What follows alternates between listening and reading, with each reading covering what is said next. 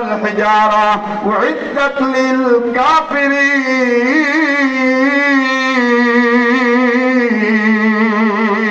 আল্লাহু আকবার।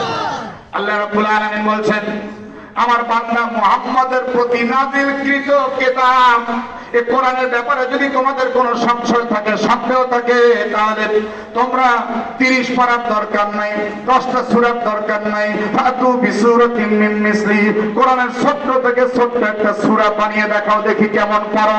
একটু জোরে বলো না বাবা। আল্লাহু আকবার। দেখেন আল্লাহ তাআলা ধরে না, ধরলে আল্লাহ ধরলে আর সেটা ছাড় পাওয়ার আর কোনো সুযোগ, চিল্লাচিল্লি করে আর কোনো লাভ হবে না। আল্লাহ কি সুন্দর করে ধরছেন, 30 পারা 10 সূরা 1 সূরা, কিভাবে তাদেরকে কোন খাসা করে দিচ্ছে দেখেন।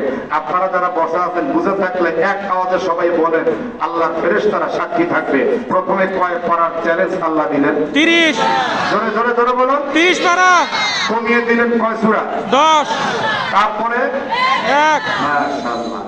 আমার মনে হচ্ছে আজকের এই কোরআন শোনা আপনাদের মৃত্যু পর্যন্ত একটা সবকের মতো হয়ে গেল, সারা জীবন হয়তো আর ভুল হবে না।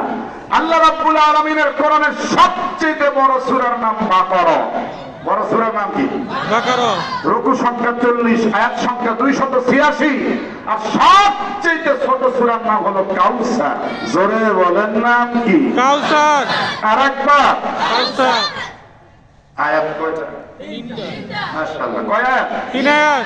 তাও 3 আয়াত, বিশাল 3 আয়াত না, এক লাইনের মধ্যে 3 আয়াত। কতটুকু আয়াত এবার বুঝে দেখেন। সবচেয়ে ছোট্ট সূরা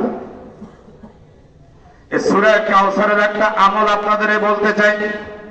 সারা জীবন আলেমদের মুখে নবীর নাম শুনে এসেছেন, সারা জীবন আল্লাহর রসুলকে নিয়ে জল্পনা কল্পনা করেছেন, সে রসুলকে দেখতে মন চায় না? চায় না?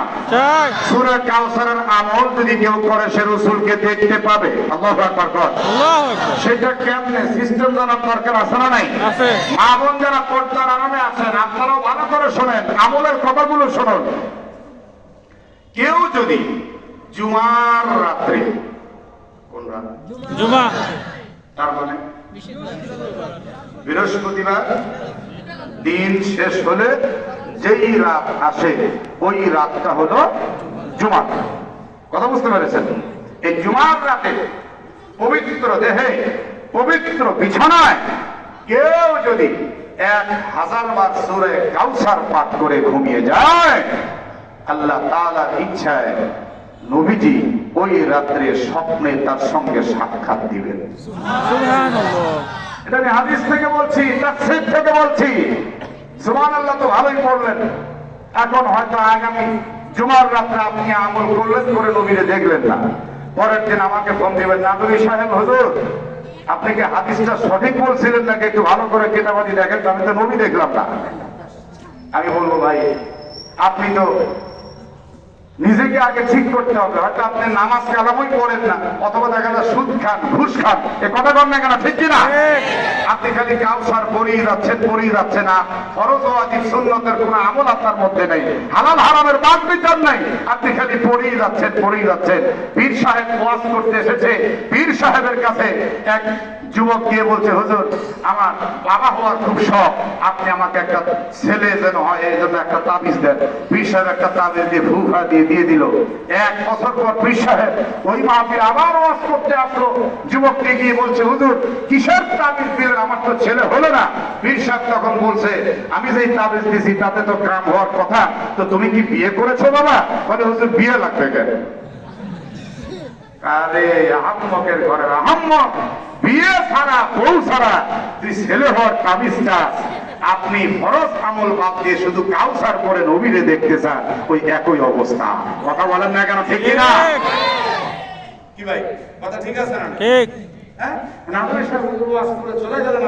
কিন্তু আমি তো দেখলাম না, আপনি খালি কাউসার পড়েই যাচ্ছেন, আপনি হালাল হারামের বাদ বিচার করেন না, আপনি নামাজ কালাম করেন না, মহিলারা ফরজ পর্দা যারা ঠিক মতো করে না, খালি কাউসার করেই যাচ্ছে নবীরে দেখবে, কিন্তু পর্দা মানে না। আপনাদের ঈশ্বরদীর অবস্থা আমি জানি না, তবে আমাদের নাটোর শহরে যেহেতু আমার বাসা, এমন অনেক মহিলা দেখি পর্দা করে না, কিন্তু তাসবিহ টিপা ছাড়ে না। সকালবেলা মনে করেন এই যে আল্লাহ মাফ করুক আল্লাহ, এই ফজরের পরে হাতে তসবিহ নিয়ে রাস্তায় তো উনি সর্বনাশ করতেছে, এদিকে কথা চলতেছে, ভাই জানেন কেমন আছেন, এই যে হাতের দিকে তাকায়, সভাপতি সব ভালো আছেন তো, না বাইরের খবর কি, ছেলেমেয়ে সব